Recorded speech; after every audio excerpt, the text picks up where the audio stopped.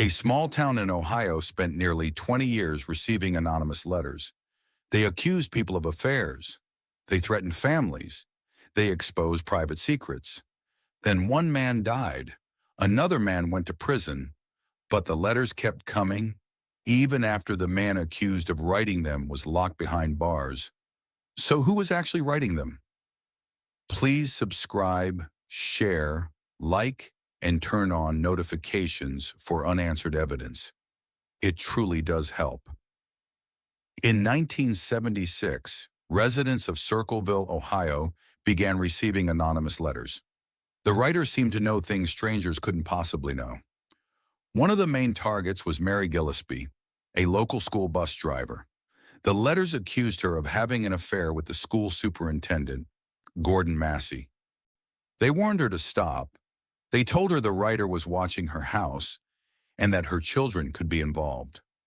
Soon, Mary's husband, Ron, began receiving letters too. The message was clear: stop the affair or there would be consequences.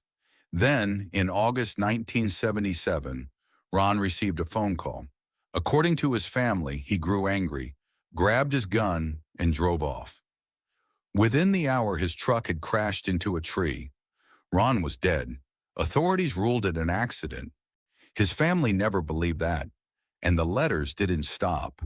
Years later, the harassment turned darker. In February 1983, Mary found a threatening sign along her bus route. When she tried to pull it down, she found something hidden behind it, a loaded gun, rigged to fire the moment the sign moved. Investigators traced the gun to Paul Freshour, Mary's brother-in-law. Freshour said it had been stolen from his garage. He denied setting the trap.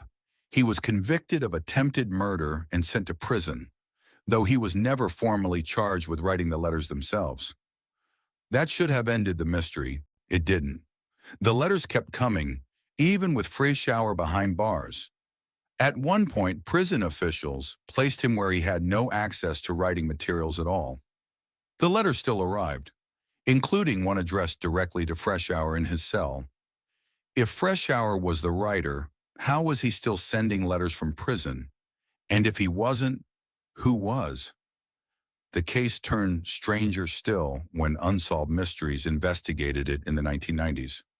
Before the episode aired, producers received an anonymous postcard warning them to stay away from Circleville. It was signed, the Circleville Writer. The letters finally stopped in 1994, the same year Freshour was released on parole. He maintained his innocence until his death in 2012. The handwriting evidence used to convict him wasn't a standard forensic comparison. He was asked to copy one of the letters by hand rather than provide independent samples, a method that isn't accepted forensic practice today.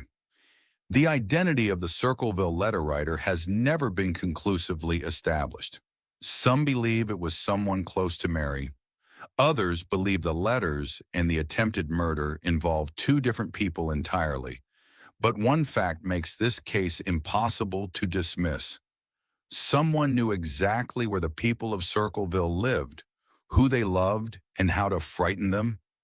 And for nearly 2 decades, someone kept writing. The letters stopped.